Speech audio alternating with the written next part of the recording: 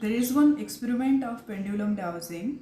So when you are holding the pendulum and checking its energy, recite a mantra and it will start moving in clockwise direction.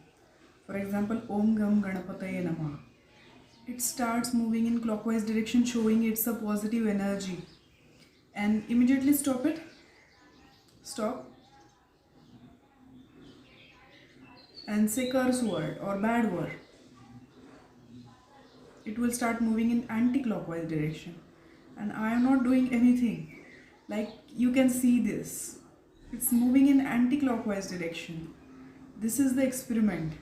And this shows that curse words, bad words have negative energy and chants, mantras have positive energy.